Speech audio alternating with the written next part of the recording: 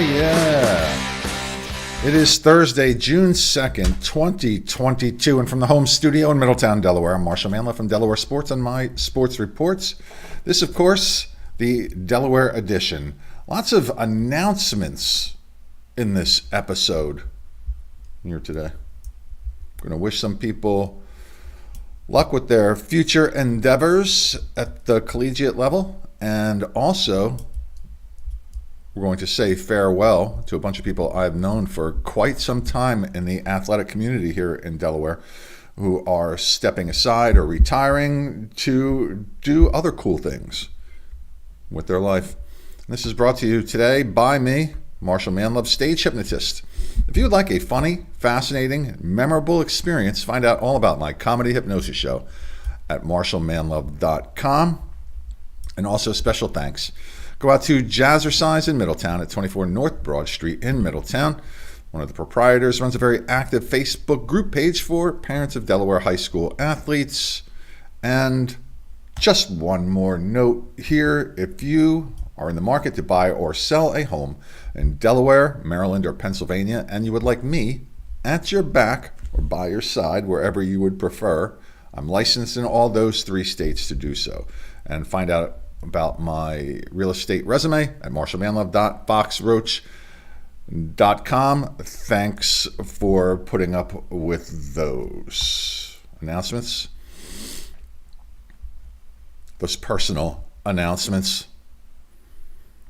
So, as most of us already know, the Caravel Academy Buccaneers repeat as Delaware State softball champions.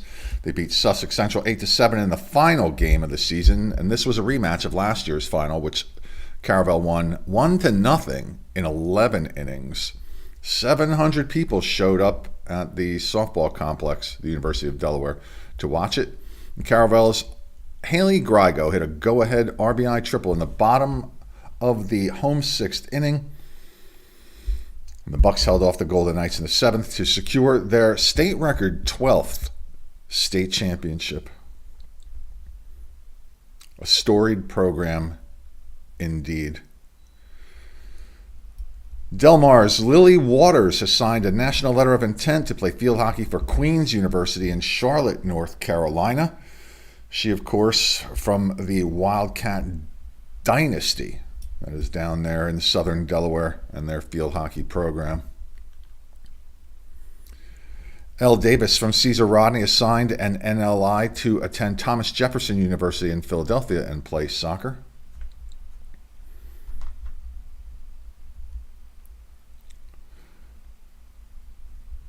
Smyrna High School announced a bunch of NLI signings last week. Nate Lesnizak will attend Montclair State University in New Jersey and play football. Kelly Barr is heading across the line into Pennsylvania to attend Widener University and play soccer. Cheyenne Donahue is staying in state, where she will attend Wilmington University to play soccer. Alyssa McLam is heading a few miles south to attend Delaware State University and join the soccer team. Liam McGinnis has signed his NLI to run cross-country and track for UMBC. Shane Dobrinsky has signed his NLI to play football for Westchester University in Pennsylvania.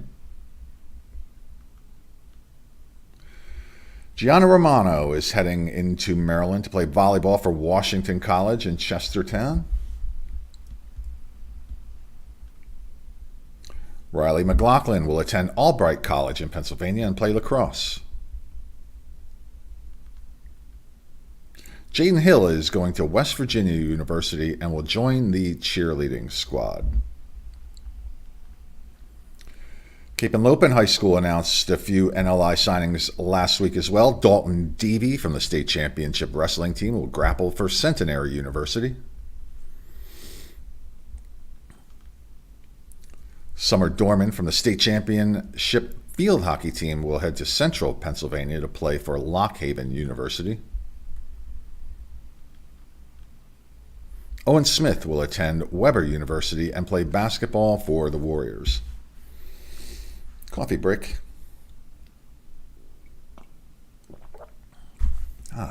Yes. Brian Spinagle is going to run cross country and track for Valparaiso.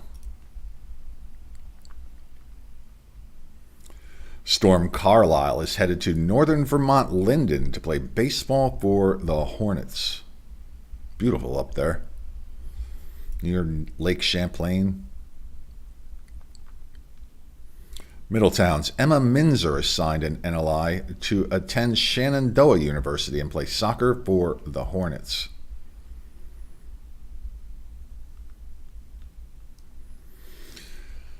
And Delaware says farewell to the following.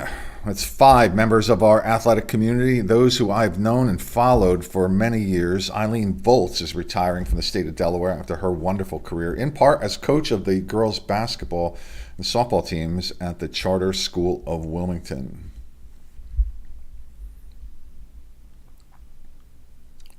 Caravel girls basketball coach Kristen Caldwell is stepping aside after 16 years at the helm. She led the Buccaneers to the state championship this year. She was one of the state's all-time leading scorers as a player herself at Caravel. When she graduated, she was the all-time leading scorer.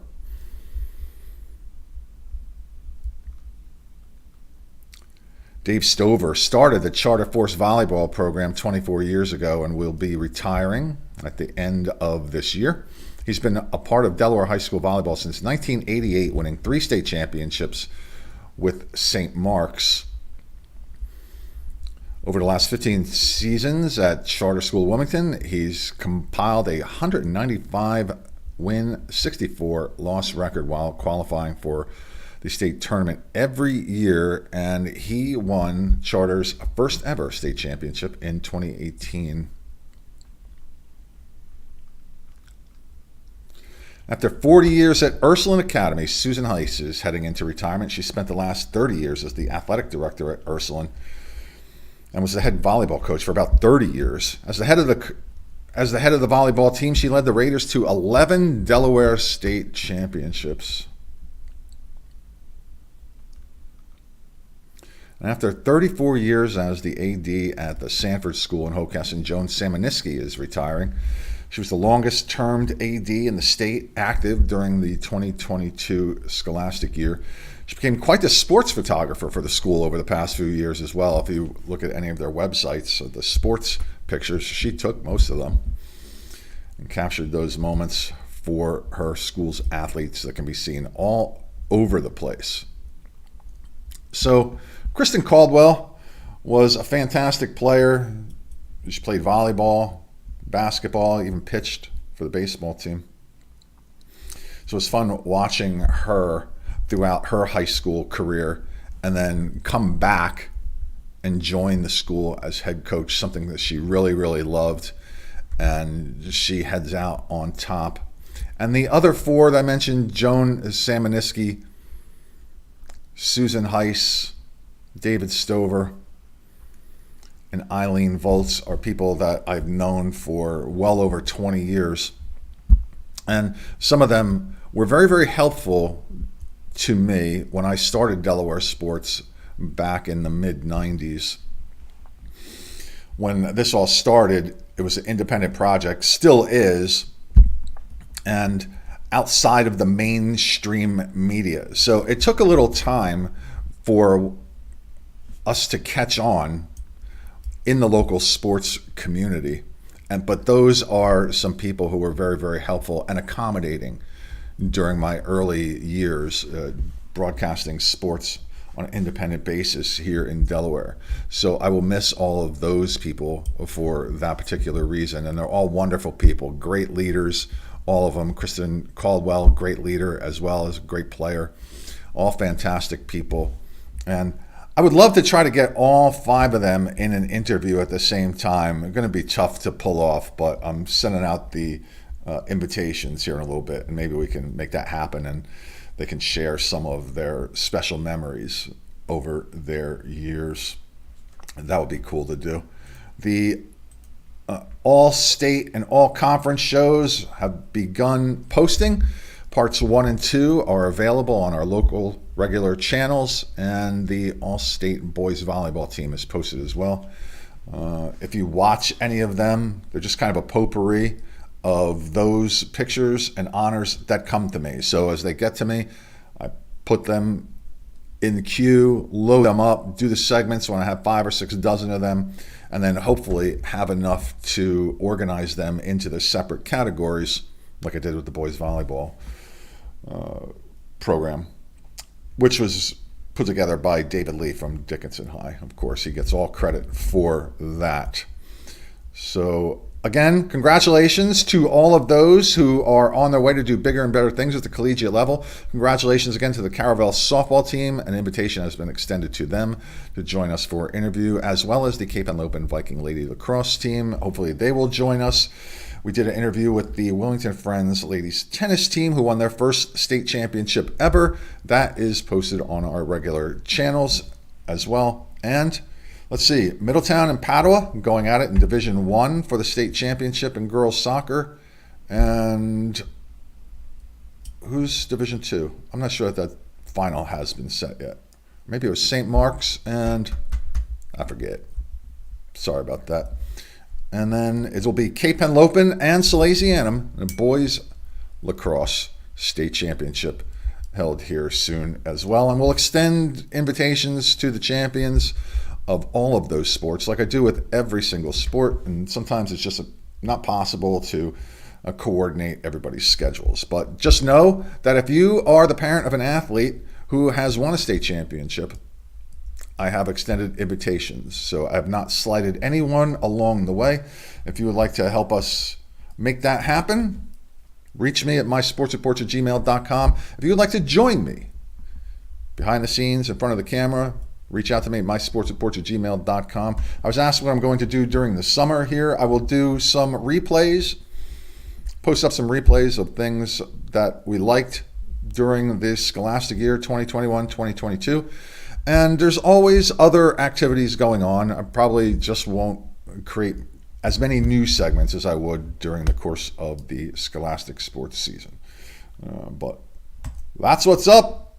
And now, ladies and gentlemen, boys and girls, the second time we play this song can mean one very important thing. It's lunchtime here in the home studio in Middletown, Delaware. I'm Marshal Manlove, and now I'm off to eat. Thank you, Donnie M, Tommy K, Melissa F, Joey V, and Vinny V. Have a great day.